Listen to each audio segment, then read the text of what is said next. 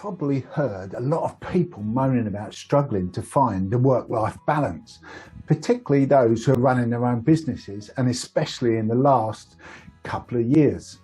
With more and more people working remotely from home, it's true that the boundaries between work and everyday life are becoming blurred for a lot more of us. And it's not really a surprise, is it?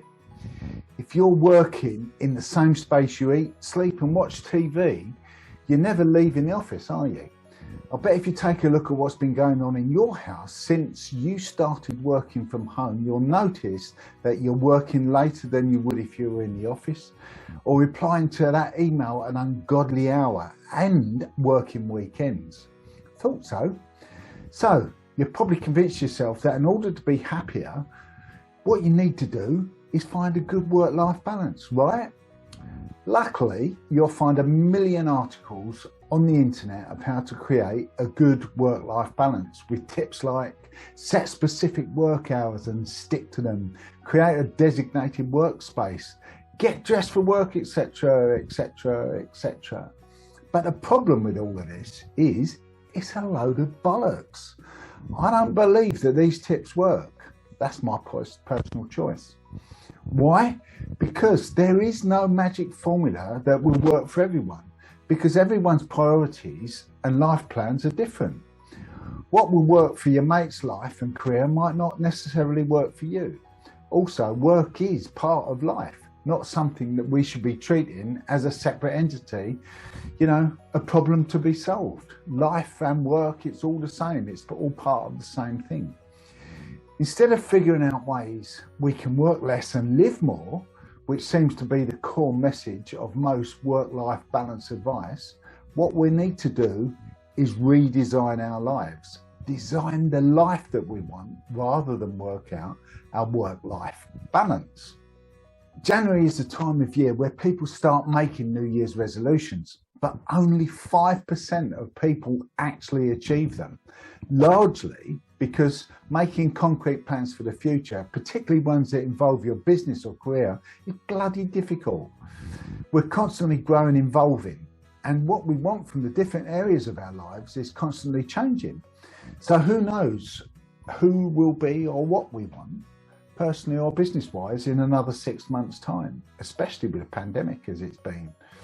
We might not have yet experienced something or met someone who we'll collaborate with in the future that will completely change everything and set us off down a different path.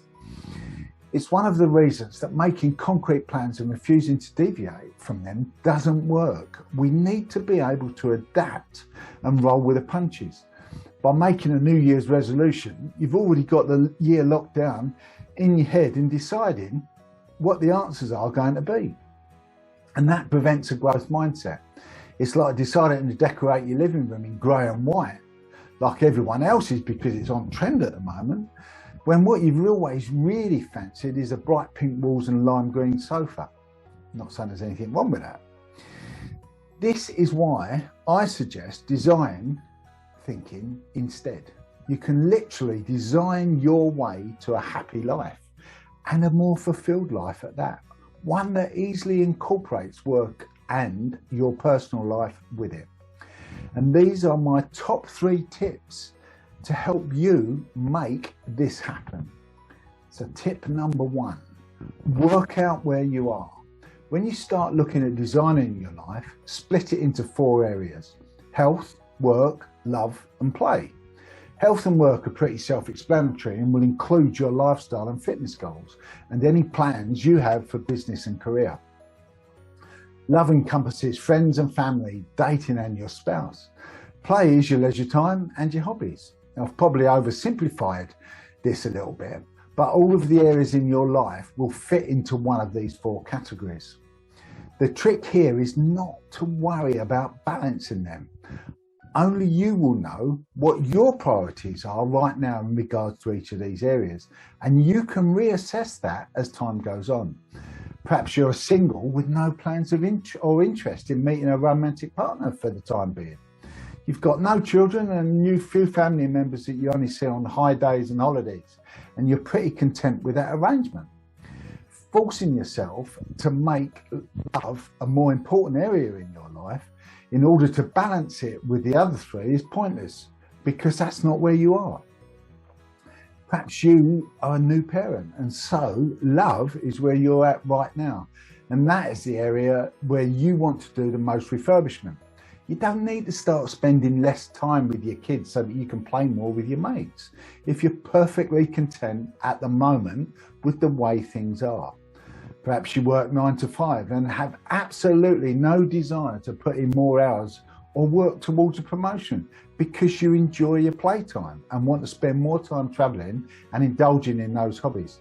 There's no law that says you have to make sure both of these areas are equally balanced. It's not going to make your life design more aesthetically pleasing. Do you get the idea? As long as you are happy with where you are and you've designed each area of your life according to what works best for you, life will be much more fulfilling than if you're desperately trying to balance everything, time focus wise, and causing yourself stress because your society tells you that you should feel guilty that you're spending more time at work than you are in the gym. It's different for everybody.